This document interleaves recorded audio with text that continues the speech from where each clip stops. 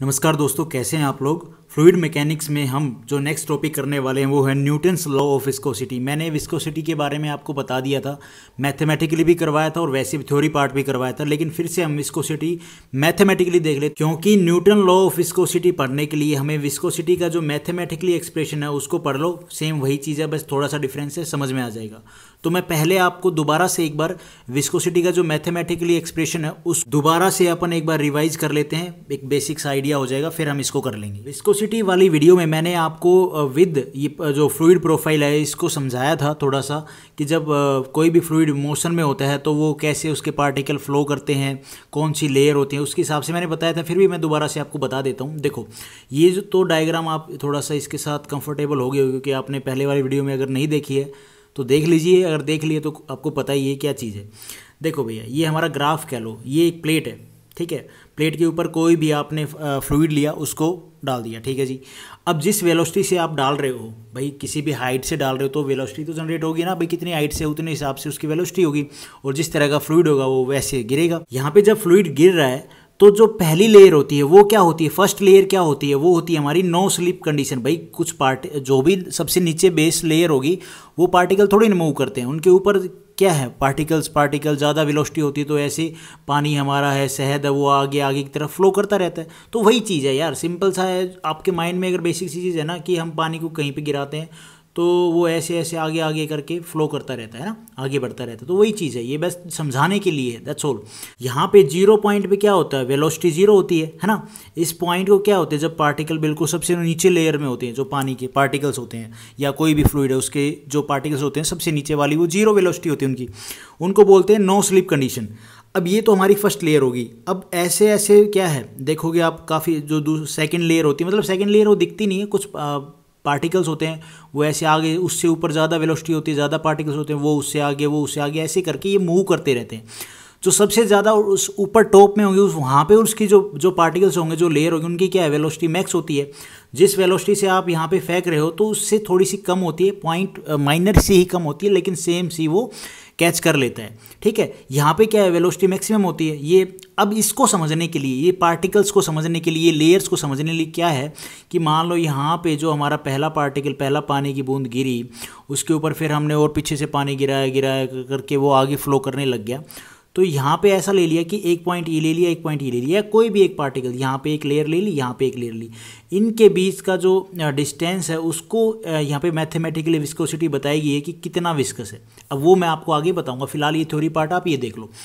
It is internal resistance between two adjacent layer. वही दो adjacent layer भाई, particles के बीच में कोई भी दो कॉमन पार्टिकल ले लिए, दो लेयर ले ली, उनको यूँ कह लो, उनके बीच में रेजिस्टेंस क्रिएट होता है जब वो एक फ्लो करता है पानी, कोई भी फ्लूइड फ्लो करता है। सिंपल सी बात तो ये है, कोई भी फ्लूइड फ्लो करता है तो उनके पार्टिकल्स के बीच में क्या है, रेजिस्टेंस क्रिएट होता है ना। ये रेजिस्टेंस कब क्रिएट होता है, जब हमारा कोई भी फ्लूइड मोशन में होता है, रेस्ट में होता है, तब कोई भी रेजिस्टेंस क्रिएट नहीं होता है भाई। अब ये जो मोशन फ्लूइड होता है, एक स्टैटिक फ्लूइड होता है। स्टैटिक फ्लूइड क्या होता है, जो पानी खड़ा है, जो मूव नहीं कर रहा है। और मोशन फ्लूइड क्या है, कोई भी फ्लूइड जो मूव कर रहा है। स्टैटिक फ्लूइड क्या होता है, जो फ्लूइड हमारा है वो मूव नहीं कर रहा है, मोशन में नहीं है। सिंपल सी बात है ना। माइंड में ये रहता है कि जो ये पार्टिकल वाली जो ग्राफ बनाया है ना, ये पार्टिकल वाला पता नहीं आपको समझ में नहीं आ रहा है या आ रहा है नहीं आ रहा है। ऐसा है ना यार, कोई भी फ्लूइड लो यार, उसको गिराओ तो वो पहली जो लेयर गिरेगी उस सरफेस के ऊपर, उसके ऊपर जो फिर पीछे से जो और फ्लूइड आ रहा है वो ऐसे करके मूव करता रहेगा ना। तो वही है यार कि जो पहले वाली लेयर फिर ऊपर और पार्टिकल जो मूव कर रहा है, तो उनके जो पार्टिकल्स हैं उनके बीच में क्या फ्रिक्शन क्रिएट हो रहा है ना। तो वो लेयर के हिसाब से इसको समझाने की कोशिश की और कुछ नहीं है।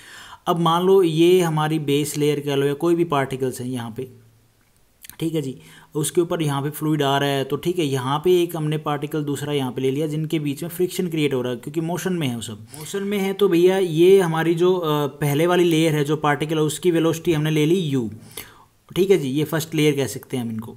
और जो दूसरे वाली जो लेयर है, दूसरे वाले पार्टिकल क्या है, वो इनके ऊपर आगे मूव करेंगे ना, वो यहाँ बराबर में थोड़ी रहेंगे। वो पार्टिकल कुछ ऐसे भाई मूव करेंगे, आगे की तरफ चलेंगे। तो आगे की तरफ चलेंगे तो क्या उसकी वेलोसिटी ज़्यादा होगी तो क्या होगी, वेलोसिटी सेकंड लेयर की होगी u, ये नीचे वाली थी, प्लस में du। आपको इतनी बात समझ में आ गई होगी कि पहली लेयर की वेलोसिटी u, दूसरी लेयर की एक्स्ट्रा ज़्यादा ही वेलोसिटी होगी तो u प्लस में du कर दिया। सिंपल सी बात है। ये जो दोनों पार्टिकल हैं इनके बीच का जो डिस्टेंस है वो कर दिया भाई dy, ठीक है। अब भैया ये तो क्या है, ये पार्टिकल इससे, ये वाला ऊपर वाला पार्टिकल इस पार्टिकल से आगे चल रहा है ना। अब देखो भैया ये हमने डाल दिया यहाँ पे परपेंडिकुलर, इस पॉइंट से लेके इस पॉइंट तक ये हमने एक सीधी लाइन खींच दी, ठीक है जी। और यहाँ पे ये डिस्टेंस, ठीक है, यहाँ पे हमने परपेंडिकुलर डाल दिया, ये हो गया हमारा डी थीटा, एक एंगल हो गया, ठीक है जी। अब ये जो डिस्टेंस है डी वाई, यही डिस्टेंस यहाँ पे इसका होगा, है ना। अब आपने पढ़ा होगा वेलोसिटी, वेलोसिटी क्या होती है, डिस्टेंस अपॉन में टाइम। इसका ये वाला इतना डिस्टेंस क्या होगा, डिस्टेंस निकाल लेंगे, हमें वेलोसिटी पता है u है भाई, टाइम हमें पता है t है, तो डिस्टेंस क्या आ जाएगा, ये यहाँ पे d है, डिस्टेंस आ जाएगा। तो वेलोसिटी हमारी u है, u, और t टाइम क्या आ जाएगा, t, तो dt हमारा टाइम आ जाएगा। यहाँ पे जो ये dt है, ये dt क्या है, ये सबसे स्मॉल टाइम होता है, ठीक है। तो यहाँ पे इसका डिस्टेंस हमें पता चल गया ना भाई, इस फॉर्मूले से हमें इस चीज़ का डिस्टेंस पता चल गया, क्योंकि यहाँ पे इस पार्टिकल की वेलोसिटी तो हमें पता है। फॉर्मूला हमारा वेलोसिटी का क्या होता है, डिस्टेंस अपॉन में टाइम, टाइम हमें पता है t, तो ये मिनिमम टाइम हमने ले लिया dt। अब ये फर्स्ट लेयर है, फर्स्ट लेयर का हमें डिस्टेंस पता चल गया, ठीक है जी। दूसरी लेयर का हम डिस्टेंस निकाल लेंगे। दूसरी लेयर का जो ये वाला है, यहाँ इस पॉइंट से लेके इस पॉइंट तक कितना होगा डिस्टेंस हमारा, वही जो नीचे वाली लेयर का है, u इंटू में dt। और ये जो एरिया बच गया ये इतना, ये क्या एक्स्ट्रा है ना हमारा, जो पार्टिकल आगे मूव कर रहा है, तो यहाँ पे du क्या है, एक्स्ट्रा वेलोसिटी है, du इंटू में dt। तो यहाँ पे क्या हो जाएगा, u प्लस में du इंटू में dt, वही जो कंबाइन थी, कंबाइन यही थी ना, u प्लस में du। अब ये इसका डिस्टेंस आ गया, जो डिस्टेंस आ गया ये सेकंड लेयर का आ गया ना। अब यहाँ पे हम फॉर्मूला अप्लाई करेंगे, यहाँ पे ये क्या है, डी, ये जो एंगल है डी थीटा। अब यहाँ पे हम फॉर्मूला अप्लाई करेंगे, टेंजेंट थीटा क्या होता है, परपेंडिकुलर अपॉन में बेस। परपेंडिकुलर हमारा ये है, बेस हमारा ये है, ये क्या है हमारा हाइपोटेनस। तो भैया अप्लाई कर दो, डी यू इंटू में डी टी, ये वाला जो डिस्टेंस है ये क्या है, डी यू इंटू में डी टी, ये हमारा क्या है, परपेंडिकुलर है, अपॉन में बेस कितना है, बेस हमारा डी वाई है, जो ये वाला बेस, ये वाला जो डिस्टेंस है पार्टिकल का, यही सेम, तो ये हमारा हो गया बेस। अब इस फॉर्मूले से ये क्या होता है, देखो यहाँ पे टेन थीटा को हम tan theta is equal to d theta ले सकते हैं, क्योंकि ये बहुत स्मॉल वैल्यू होती है यार, बहुत माइनर सा। ये क्या है, पार्टिकल्स के बीच में कितना डिस्टेंस होता होगा, बहुत माइनर सा होता है। और यहाँ पे जो एंगल बनेगा वो भी बहुत छोटा बनेगा, तो यहाँ पे हम इसको डी थीटा ही मान लेते हैं। अब डी थीटा हो गया, d theta is equal to d u into में d t by d y. इससे इसको हम सोल्व करेंगे तो हमारा क्या आ गया, ये वाला एक्सप्रेशन आ गया, डी थीटा अपॉन में d t is equal to d u upon में डी वाई। ये क्या होता है, हमारा वेलोसिटी ग्रेडियंट होता है। ये मैंने आपको पहले वाली वीडियो में बताया है, विस्कोसिटी वाली में। और डी थीटा अपॉन में डी टी, इसको क्या बोलते हैं हम, शेयर स्ट्रेन भी बोलते हैं, रेट ऑफ एंगुलर डिफॉर्मेशन भी बोलते हैं। ये आपको अगर समझ में नहीं आया है तो आप एक बार पहले वाली वीडियो देख लें, इसमें आपको वेलोसिटी ग्रेडियंट तो फिर भी कंफर्म है, पता चल जाएगा। ये आई थिंक मैंने नहीं बताया है फिर, लेकिन फिर भी आप सर्च कर सकते हैं शेयर स्ट्रेन क्या होता है, उससे आपको एक आइडिया मिल जाएगा कि इसका मतलब क्या है, ठीक है। अब आपको ये पता चल गया कि ये चीज़ें वैल्यू कहाँ से आई है। हमने विस्कोसिटी देख लिया। अब यहाँ पे आप देखो न्यूटन लॉ ऑफ विस्कोसिटी में क्या चीज़ है। पहले हम डेफिनेशन देखते हैं।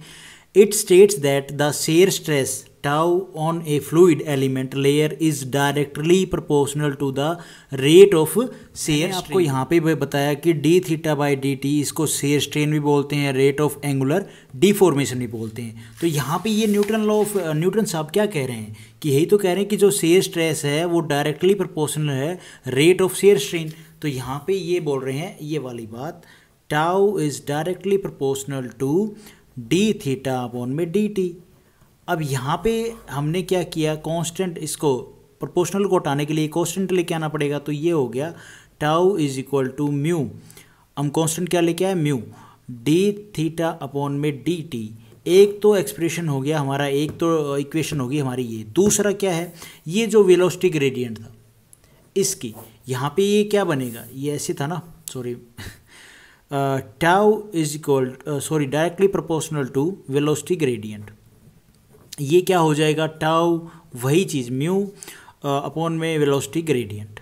ये वाला दो इक्वेशन हो गई। इन्हीं को क्या बोला गया, न्यूटन लॉ ऑफ विस्कोसिटी, इसको और इसको। अरे भाई हमने ये दोनों चीज़ें तो निकाल ली थी ना, इन दोनों को यहाँ पे न्यूटन साहब ने क्या किया, शियर स्ट्रेस के प्रोपोर्शनल कर दिया। प्रोपोर्शनल हटाया तो हमारा म्यू आ गया कांस्टेंट, यही हमारा क्या हो गया, ये हमारा हो गया न्यूटन लॉ ऑफ विस्कोसिटी।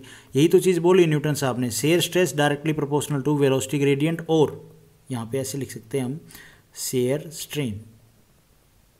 अब यहाँ पे ये चीज़ें मैंने बता रखी है, टाउ क्या है, विस्कोसिटी म्यू को क्या बोला गया, dynamic viscosity, absolute viscosity, viscosity, ठीक है। और ये डी यू क्या है, change in velocity, d y क्या है, change in distance. Mu is also called viscosity, dynamic viscosity और एब्सोल्यूट विस्कोसिटी। आपने अगर पहले वाली वीडियो या कहीं से भी आपने विस्कोसिटी वाली वीडियो पढ़ी है, कभी पढ़ा है डायनामिक विस्कोसिटी क्या होती है, तो उसमें बताया जाता है, मैंने भी बताया होगा कि ज़्यादा डिफॉर्मेशन होगा। अब डिफॉर्मेशन किसका होगा, पार्टिकल्स का ही होगा, और किसका होगा, तो वहाँ पे क्या होगा, जो विस्कोसिटी है वो क्या होगी, कम होगी, कम, लो विस्कोसिटी ऐसे लिख दो ना, समझ में ना, लो विस्कोसिटी होगी वहाँ पे।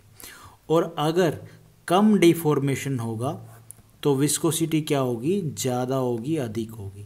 अब आपके माइंड में आएगा ये डिफॉर्मेशन किसका होगा, किसको मोड़ा तोड़ा जाएगा, अरे पार्टिकल्स भाई। अगर पार्टिकल्स ज़्यादा डिफॉर्मेशन करेंगे, जल्दी जल्दी मूव करेंगे, जल्दी जल्दी जल्दी जल्दी, ठीक है, जल्दी जल्दी उनमें डिफॉर्मेशन चेंज आएगा, वो आगे बढ़ेंगे, तो वो क्या है, कम विस्कस होगा हमारा फ्लूइड।